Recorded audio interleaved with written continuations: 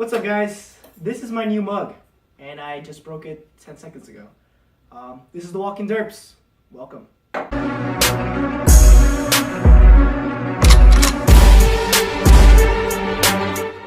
What's up, guys? Welcome to our new show, The Walking DERPS, where we discuss and predict the future episodes of The Walking Dead. As you can see, we're big fans of The Walking Dead with all this merchandise around us. Oh, the show's about to fall. Today we're going to be talking about the new episode, Rockin' the Roads, the mid-season premiere, and what we thought about it. And also later on we're going to be predicting of the new episode coming out this Sunday called New Best Friends. So anyways, the review for the show. Started off with Gabriel being in patrol of Alexandria, and he kind of sneakily left the Alexandria for no really apparent reason. Our guess is that he left because he was trying to hide the supplies from Negan or something. You mentioned that he was reading the gospel. Do you think that has something to influence with that? I think he possibly could have read something in there that made him realize that he's going to have to stand up himself and do something that will help the group, because right now what's going on just is not working. They're low on supplies, and more and more just keeps needing to be given to Negan, and it hasn't happened, and he feels like this is his chance to. Also, in the intro, there was a we're guessing it's a member from the junkyard due to the shoe being ripped up and stuff, and the junkyard are the people at the end of the show. We'll get to there anyways. And we're guessing this person stalked him back to wherever the boat was. We're gonna get to there later on too, and maybe he got kidnapped by them. Well, we don't know yet, but that's our guess of what happened. But anyways, after the intro, we go right into Hilltop with Gregory discussing with Rick about fighting in the war. And as we all know, Gregory's a big coward and does not like the idea. I'm thinking that Gregory might be too much of a coward and actually be a whistleblower and tell Negan of Rick's plans. Do you think that could happen? Yeah, I definitely think that he is or will possibly do something like that. He's like he was called out to be in the episode by, I believe it was Sasha who called him out, that he did not fight when people from Negan's group brought in all the walkers, and he stayed inside after he, called them refugees that he took in, which could have harmed them, but they were out there doing a huge part of taking down those walkers while he was inside probably watching from the window. Yeah, I'm thinking in the future, the people of Hilltop are gonna stand up to Gregory and probably put Maggie in charge. Jesus definitely won't be a leader. I think that's his characteristic. He's more of a on the lines guy. He's not the type of a leader to help a big group. But Maggie definitely is. We can see it already. She's either going to be a leader to Alexandra, or maybe they might merge with each other in the future. But Gregory, I think he has to go soon, because this guy is just causing problems and will probably betray Rick's group and maybe wimping out and telling Negan's group of what's going on. After the discussion with Gregory at the Hilltop, Jesus takes Rick and his group to the Hilltop to meet Ezekiel. And Ezekiel had been introduced a little bit in the prior parts of season 7 when Carol and Morgan originally got there. And he is a king with a tiger. And the funny part about the tiger is that they didn't even introduce him, or Jesus didn't tell Rick's group, and Rick's group was pretty scared of the tiger. Yeah, it was hilarious. They're all back in, they're all in the back. What the heck is going on? I probably would have reacted the same way. How is there a tiger in this, apocalypse? It's pretty crazy anyways. Yeah. We get to see Morgan again, which, when we were watching the episode, I was asking how nobody really greets him, and then you go on to say... Yeah, he like he said, he brought up about how a lot of the people, just gave Morgan a pat and just said hi, or just completely ignored him. But Morgan, who has been a huge character in The Walking Dead so far, he doesn't really have many relationships with characters in The Walking Dead. The only people he really has relationships with is Rick, who he met in episode 1 or 2 of the show. First one, yeah. and Carl and Carol and a little bit of Michonne. But other than that, he really hasn't met too many people. So for them, it's really not that big of a deal that he is alive in there. Except for that it's one more person to possibly help fight, which, if he decides to fight. Yeah, because we're not 100% sure, because during a meeting, he doesn't even, like, has, like, the motive to fight. He's like, is there another way that we could do this? Which is a great characteristic, because Morgan's way of life is like, I don't want to kill people. Yeah. And obviously he did back in this finale to save Carol's life, but I don't think he's going to go into a war, staffing people in the face. Which is not just like, it's not his, personality. All right, so let's get into the meeting when they start talking about, with Ezekiel, the war. Rick really wants to fight them and tells him how we already won one of the little battles, taking out the post. But Ezekiel still isn't, like, convinced to fight, even when one of his council members, what's his name? David, yeah, really wants to fight. So I'm not sure how he's going to get convinced even after this little meeting. David he definitely wants to fight. He thinks that, as in the same with Rick's group, where they need to stop him now because it is just going to keep growing. Yeah, definitely. And the relationship between the kingdom and the saviors is a lot, I don't want to say stronger, but they get along a lot better, and there's set ground rules that they both have. So they don't really have arguments, but with seeing how Negan is towards the other groups, David feels like it's just a matter of time until Negan's group starts, going at them the way how they do the other groups. Yeah, definitely. And so after the meeting concludes, they pretty much go towards home because they get a message. Yeah, all right. Another thing with which is funny is a new character they introduced, Jerry. Oh yeah. He's funny. He doesn't look like he will. He's a very large man. He's like Fat Joey. Yeah. He's our Fat Joey. He's not dead yet though. But he he plays a big part, and I just feel like, maybe once again kind of like the Hilltop, where David may take control of the group with the people that want to fight and kind of go off, even though Ezekiel, he is not a coward. No, definitely. As the same way that Gregory is. Yeah. He just feels like, because of the relationship that he has with the saviors, he has too much hope towards it that it's not going to get ruined. No. And that they are going to keep the good relationship. So he feels like there's no need for them to, fight them right now. So Ezekiel, offers, after the next day, he wants Daryl to stay at the kingdom. Well, he offers it. So, Daryl could be protected, because he obviously knows that Negan's going to be looking for him. Crazy.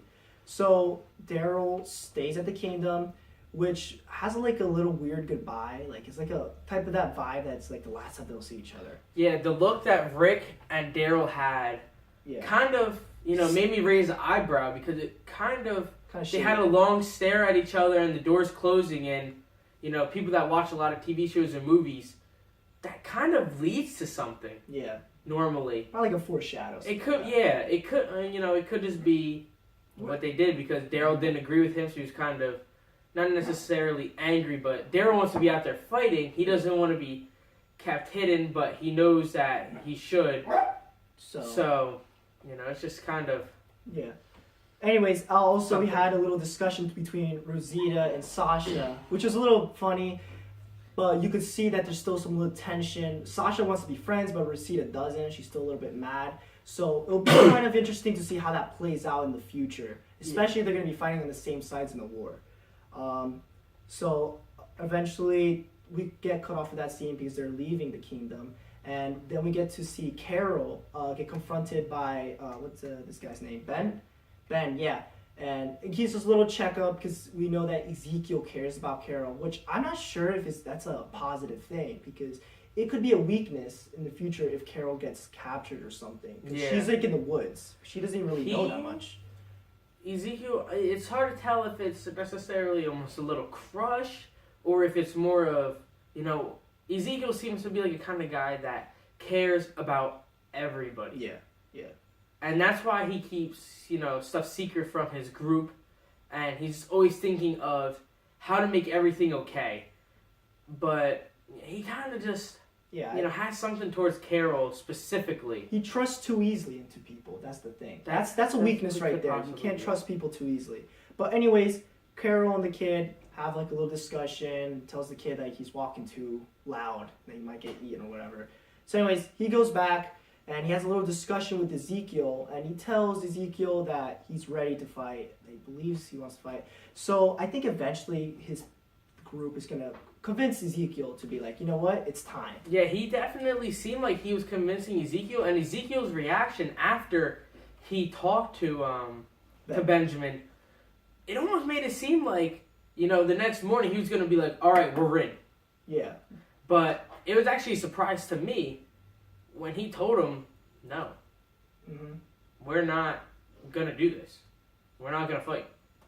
Yeah. And I was like, wow, really didn't see that coming, honestly. Yeah, because I think Ezekiel is more like Morgan that wants to keep the peace. He just wants to have like a little treaty, but we all know that's not going to how to play out. It's The Walking Dead, they go crazy. All right, so once that situation is over in the kingdom, they start going home, but then they get a message because Jesus stole a walkie-talkie. And some of the Negan scenes are pretty funny. He's freaking out because Fat Joey's dead. Yeah. And this is actually there's a lot of little funny things in this episode. Yeah, it's funny how it's good that they put Negan in. Anyways, that Negan says that he's going to go to Alexandria to check it out. Not himself, but he's going to send like a henchman. Yeah, he sent people back to Alexandria to look for Daryl because he saw that Daryl was gone. Yeah. And he called it Code Red. Code Red, yeah. And he sent him back to see if, he So he went home like the dumb animal he is, he called him. But, so they knew that he was coming and that Rick's group had to get back to Alexandria to protect the people that were there because he didn't know what was going to happen. Yeah. Even though they knew Daryl wasn't there, they wanted to be there when the Saviors got there. But there was a little bit in their way. Yeah, so that's when I think probably the best scene of the show, not the show, probably the season happened, is when there was a big wire across the street. I mean, the highway, yeah. There was a bunch of dynamite on it, or bombs, RPGs. So they figure out that there's a big group coming out, Carl, the genius. And everybody sees that there's a huge horde of walkers coming. Yeah. So they want to take all these bombs because they definitely need it for the future if they're going to fight a war. Yeah. So Rosita, I like this scene because she takes action, and Rick is kind of there, be like, okay, yeah, we'll listen to her. She's like the leader for these like 10 seconds, and they take all this stuff, and then they see this massive horde of walkers just coming towards them.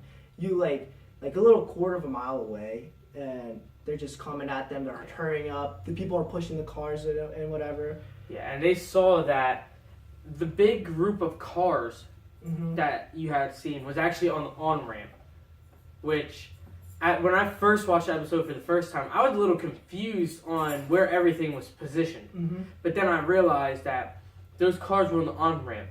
So the only people that stay behind is Rick and Michonne. Yeah. They stay to finish getting all the dynamite and the RPGs, as much supplies as they can.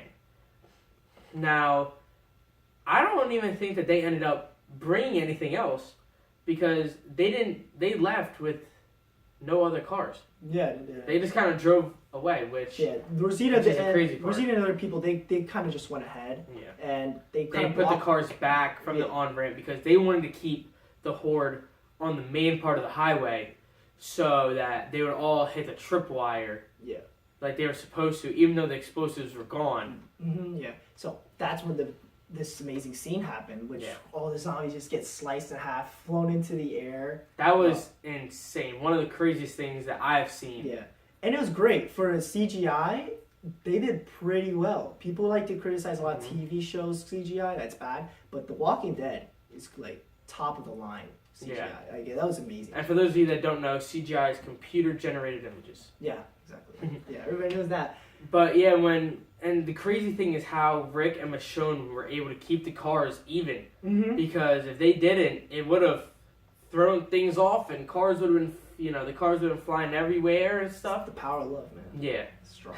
They're connected.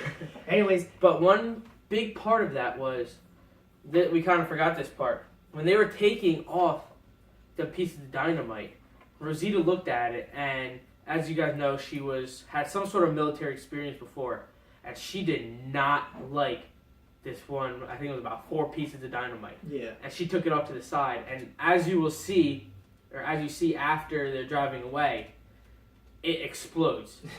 Which, if they would have taken it, that would have been the back of the car. Oh, and she makes a comment without even looking. She said, "I knew I didn't like that piece for a reason." Yeah. And, they all would have been dead, which would have been insane. Yeah, I could see that happening. But anyways, like that scene really had me on edge because I thought like either Rick or Michonne was gonna get bitten because they were so close to the zombies. Like Rick was pushing him with his forearms, and dang, it had me like on the edge of the seat. I thought something was gonna happen. One thing I noticed with the walkers which is beneficial for the people that are still alive. Mm-hmm. Excuse me, is they will grab you before they bite you. Yeah. They won't just, take a bite. They'll grab you and then they'll go in for the bite, which grabbing is even worse because they're so skinny. Like their fingers are like knives, so they can pierce through your skin very easily.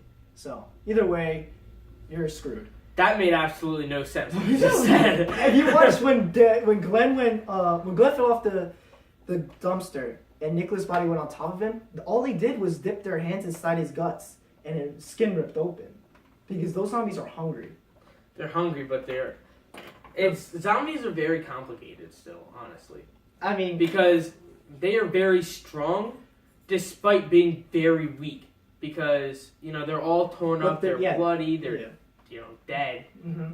But they are still very strong in some ways too. So it's kind of, it's just like crazy. Yeah. So anyways, we get back to Alexandria and they get right in time because Simon comes in right away. Mm-hmm. And everybody thinks like, Rick thinks like that they're gonna get like more food, which obviously they know they're here for Daryl, but he keeps that secret. Yeah, Rick tried to play it off as if they thought that they were just coming back for their collection, mm-hmm. and said how it was early, even though he knew that they were there for a different reason. Which, with hearing that, even if Daryl would have come back with them and not have stayed in the kingdom, when they heard that they were going to look for Daryl, they would have had Daryl go off and hide somewhere so they wouldn't find him. Yeah, so, Simon and his gang, they start breaking everything like knuckleheads. And, obviously they don't find Daryl, but what they do discover is that their infantry or whatever, like the storage where they have all the food and guns or whatever is completely wiped out. There's nothing there. And everybody's in shock. And someone says, I think it's like Aaron or Tobin that says that Gabriel was gone. Yeah, I believe it was Tobin. Yeah. They realized, that's when they realized that Gabriel had left. And I mean, it also helped that, besides the fact that Tobin said that when he went to change guards with him, he was gone already. Yeah. And that they found the Bible, which that happens is why they thought that something might have happened to him, because Rick was like, it doesn't make sense that, he would leave the Bible. Yeah. After how Gabriel is. And I mean, that's when they went to go to a search party. Mm-hmm. Yeah, so we tried to find out what he was reading. They wouldn't show like the verse because maybe he was influenced by something he read in the Bible, like we said earlier. But they don't really show that. Anyways, shit. Yeah, anyway, that's when they decided that they need to do a search party for Gabriel, whether he ran away. But they're kind of like, he left no note or nothing, someone were saying.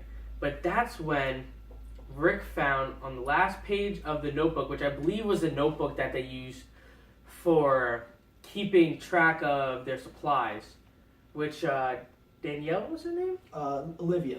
Olivia, which she used to keep before she was killed. Yeah. But that's when it says, the sign says, or the paper says, boat on it. Aaron and Rick obviously know where that is. Yeah. So they think he went off to that direction. Anyways, so yeah, they go to the boat and they see some of his tracks on the floor, and which leads to some like junkyard area. And while they're walking, they get like approached by these dirty people, like so many like hooligans with spears, a couple of them with guns. And Rick and them just like put their arms up, but Rick smiles at the end. Yeah, well, you could tell that they were definitely. I mean, they had decent weapons, which what I saw when I saw the weapons that they had, I don't believe that the saviors have taken over them. Savior, but they also look like they don't have a home either because of how dirty they are and crazy looking they are. So now we're gonna be doing our predictions for the next episode, New Best Friends, which seems to be revolved around the junkyard people and maybe a little bit with the kingdom. So my guess is that the junkyard people are gonna have a little bit of negotiation with Rick, and that they're gonna have like a little fighting, but eventually the junkyard people are gonna accept Rick's plan to fight Negan, even though they don't know that much about Negan, and they'll probably form alliance. That's the word I'm looking for. Now, one thing which I'm thinking is, which I'm not sure is how Rick's group is like. Rick obviously knew by that smile at the end that he can get these people to be on their side. Now, how he does that, I can't even make a prediction. But he is somehow going to get these people on his side. Yeah. But based on the name of the next episode, I'm definitely going to have to say that he somehow gets them to be on his side. Definitely. The only problem with these people is that they don't seem to be trained. And with the thing with the kingdom is that those people are obviously trained to, swing a spear, shoot a gun. But the people of the junkyard, even the kids they're with like, the arrows. Yeah, they're good. So that is just a little bit, downside of this junkyard people. Also, they stink. Probably. Yeah. Also, although I don't know who wouldn't stink during the zombie apocalypse. That is Daryl. Talking about Daryl, I believe Negan's group might break the little treaty they have, them not going into the kingdom, and I think they're gonna go into the kingdom and try to look for Daryl there, because as we saw the last confrontation they had with exchanging the pig meat with them, one of the kingdom's people fought the savior, like they started fist fighting, and I think that might happen again, but this time it's gonna get much worse.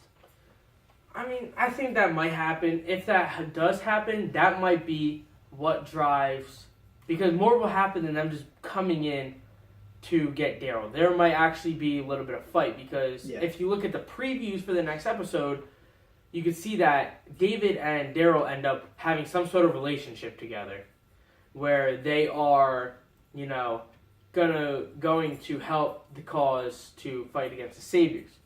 Now, will the excuse me? Will Ezekiel get convinced? Yeah, if something else happens where they come in and do something with the other people, that might be what drives Ezekiel to join against them.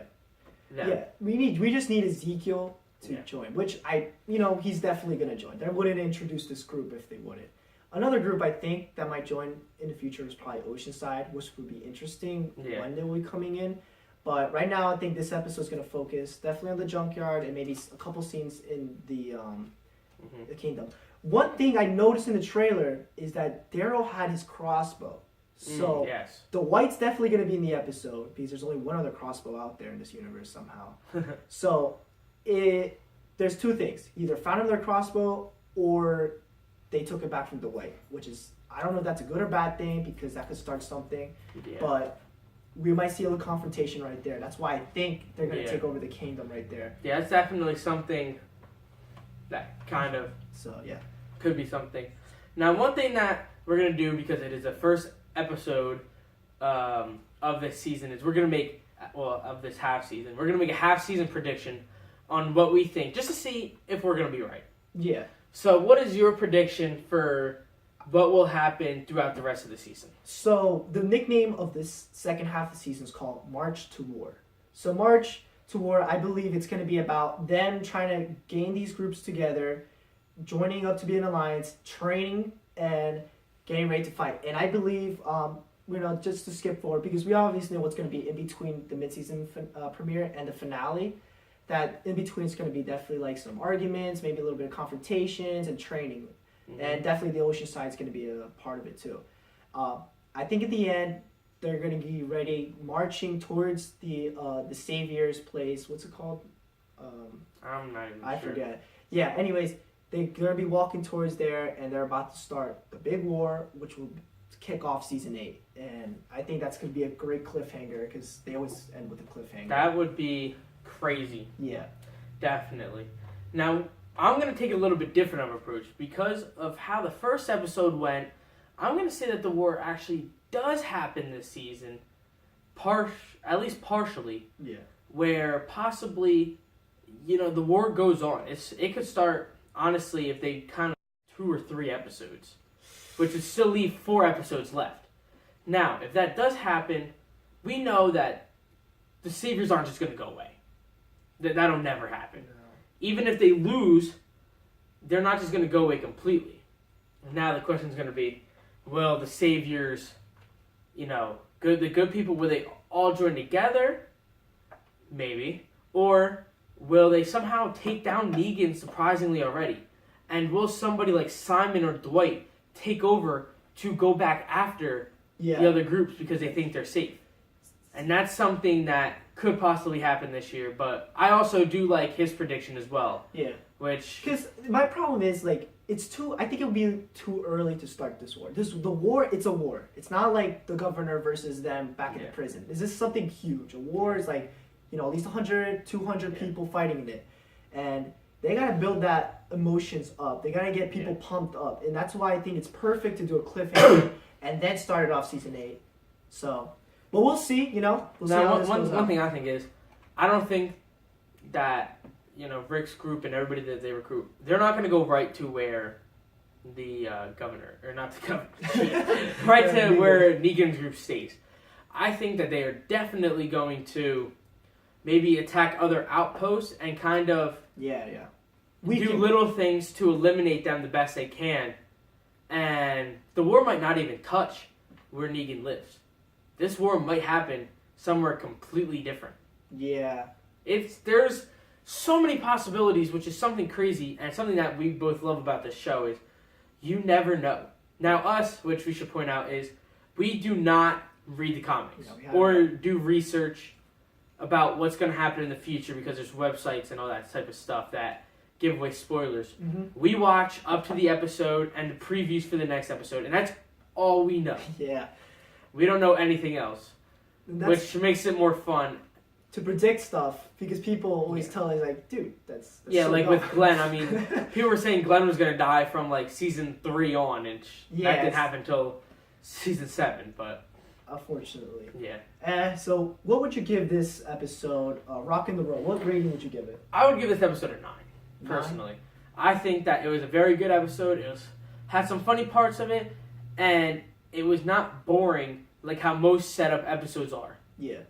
Yeah, I'm probably going to give it like a 9 too, because it's just the right amount of action and the right amount of character development.